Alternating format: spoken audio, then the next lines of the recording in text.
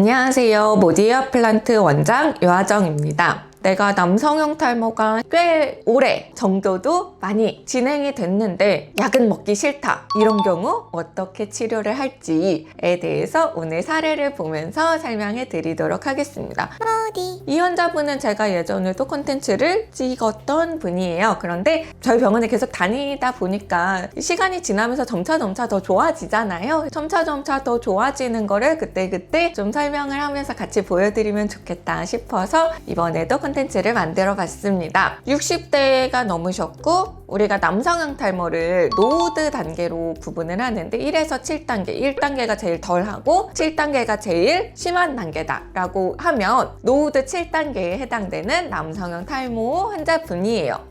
몇 년 전에 약을 먹어봤지만 부작용이 심해서 절대 남성형 탈모약은 먹지 않겠다라고 하셨던 분이에요. 먹는 약은 다 싫으시대요. 피나스테라이드, 두타스테라이드 당연히 싫고 먹는 미녹시딜도 싫다. 아무런 약도 먹고 싶지 않다라고 하셨던 분입니다. 처음에 오셨을 때 노후도 7단계니까 저한테 진료 받아보거나 상담 받아본 분은 아시겠지만 탈모약 먹는 거를 1차적으로 남성형 탈모가 있는 분들에게는 많이 추천을 드려요. 왜냐하면 제일 가성비가 좋은 치료니까 병원에 자주 안 와도 되고 비용도 사실 다른 탈모 치료 비용을 생각하면 먹는 남성형 탈모약은 효과가 있는 탈모 치료 중에 제일 저렴한 축에 속해요. 그래서 시간이나 비용을 생각을 하면 남성형 탈모약을 안 먹고 남성형 탈모를 치료를 하려면 시간과 돈이 훨씬 더 많이 든다 이 얘기를 꼭 해드리는데 그래서 먹어봤는데 안 맞는 분들이 있어요. 어쩔 수 없어요. 통계적으로 연구마다 퍼센티지가 다르긴 하지만 3-4% 정도는 안 맞다. 부작용이 있어서 못 먹겠다 하시는 분들이 있기 때문에 약을 못 먹으면 괜찮아요. 못 먹을 수 있어요. 대신 못 먹으니까 병원에 그냥 안 오지 마시고 저한테 얘기를 해주세요. 그럼 제가 다른 대안을 설명을 해드릴게요 라고 말씀을 드려요. 이분도 약은 먹지 않겠다 라고 확고하게 마음을 정하고 저희 병원에 온 분이라서 약은 거의 뭐 설명도 못 드렸고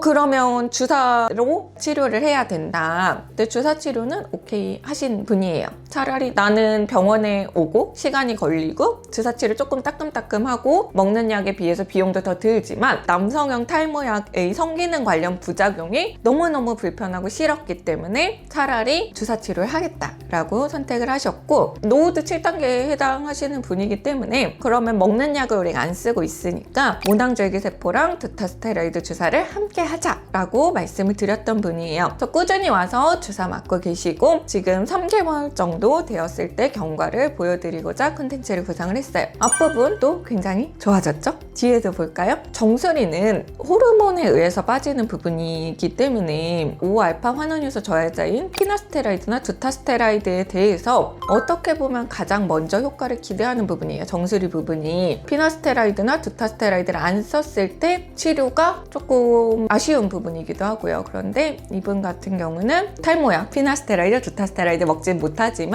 이제 두타스테라이드 주사를 통해서 또 상당 부분 호전이 된 것을 확인할 수 있습니다. 치료한 지 아직 3개월밖에 안 되셨기 때문에 계속 꾸준히 이제 눈으로 볼 때도 좋아졌잖아요. 그래서 환자분도 계속 와서 치료 당연히 받을 거다. 잘 오겠다라고 하셨고 저희도 이 정도로 탈모가 많이 진행이 됐는데 사실 약을 아예 안 드시겠다라는 분이 아주 많지는 않아요. 약을 배제하고 주사 치료만 하고 있는 분이기 때문에 약을 먹기 싫다라고 하시는 분들에게 도움이 될까 싶어서 이번 컨텐츠를 구성을 해봤습니다. 그래서 먹는 약 없이 모낭줄기세포와 두타 주사만으로 지금 치료를 하고 있는 케이스고 60대 이상의 남성 환자분, 노드 7단계 정도의 중증 이상의 탈모 환자분이기 때문에 앞으로도 경과가 나오는 대로 차례차례 콘텐츠를 만들어서 여러분에게 소개해 드릴게요. 오늘 영상 보시고 궁금한 점 있으면 댓글로 달아주시고요. 좋아요와 구독도 부탁드립니다. 감사합니다.